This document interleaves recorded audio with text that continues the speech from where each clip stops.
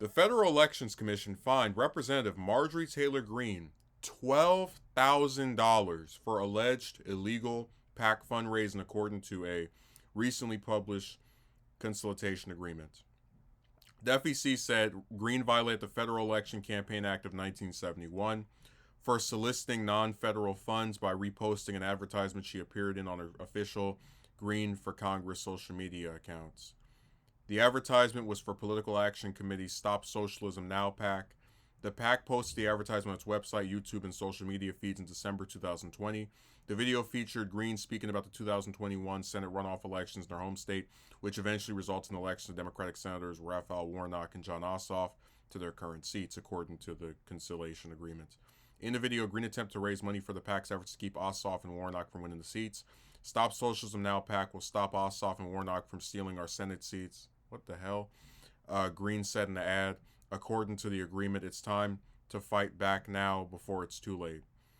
FECA prohibits federal candidates and office holders, their agents, and entities directly or indirectly establish, finance, maintained, or controlled by or acting on behalf of federal candidates and office holders from soliciting funds in connection with the federal election unless the funds are subject to limitations, prohibitions, and reporting requirements of the Act.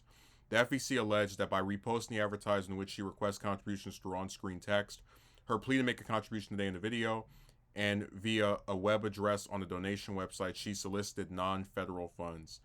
The FEC accepted the agreement in early December, and Greene has 30 days after it became effective to comply with it.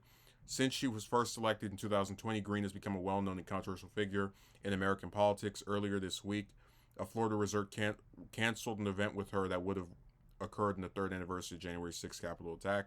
Please be advised that Westgate was not made aware of the purpose of this event when we were approached to host a book signing.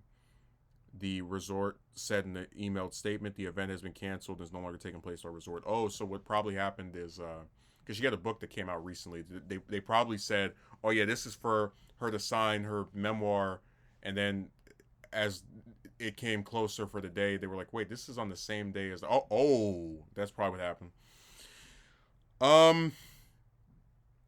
I'm no fan of Greene. We've talked about her insanity before, but in this case, I'm kind of, I don't want to say on her side, but I'm a little confused by this. So as I read this article, because I read it over before I recorded this,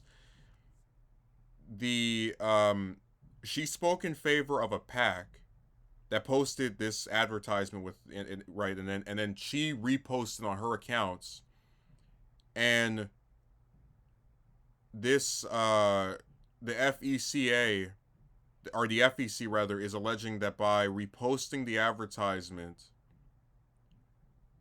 she solicited non-federal funds. I don't know. I'm not really seeing anything here that's that much different from what politicians normally do, which is tell people to donate to them. I guess maybe in her capacity. So the way she could have avoided what I'm getting at here, or seeming to understand here, is that the main issue is this PAC. If they had just had her speak on the video on their pages, that would have been whatever. But by posting it on her page, which is for a federal office, she violated the law by posting it somewhere that's linked to her official campaigns for Congress. So if she had posted on her personal account, or not posted it at all, just let them post it on their accounts, then it would have been fine. I guess what I have a problem with is that I always, because campaign financing is a joke in America. Politicians get giant bribes from corporations and various big money donors, billionaires like Jamie Dimon, to do their bidding, vote the way they want, etc. And so anytime I see them trying to like enforce campaign finance laws, it just feels like a parody of itself. Like, oh yeah, we're gonna get this person for doing something. Because I truly, again, I'm trying to be as non-partisan as I can here.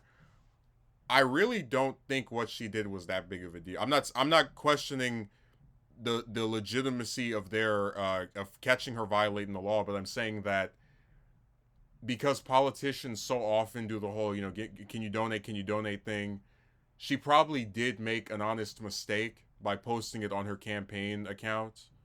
Um, which, I mean, she might not have even posted. It might have been one of her staffers. So there is a part of me that's sympathetic in that degree.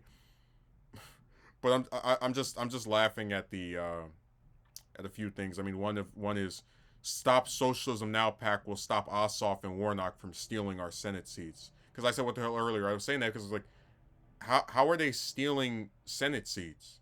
Are they going up to Brian, what is it, Brian Kemp, the governor of Georgia, and telling him, you better put me on that Senate seat. I don't care what the voters say. Like, what does that mean? Stealing our, but it's just like when we were talking about Boebert changing her district, and how she blamed Ryan Reynolds and Barbara Streisand donating a combined $1,500, talking about they're trying to use dark money to take my house seat. It's like, what? And that's what gets me. Like, they use these terms by Democrats winning Senate seats, they're stealing them. By celebrities donating to the person that is running against the candidate that they obviously don't like, they are using dark money to buy a seat. Even though whenever a normal person donates to them, it's perfectly fine. You just can't win with these people. All they do is whatever. So let me just also say this.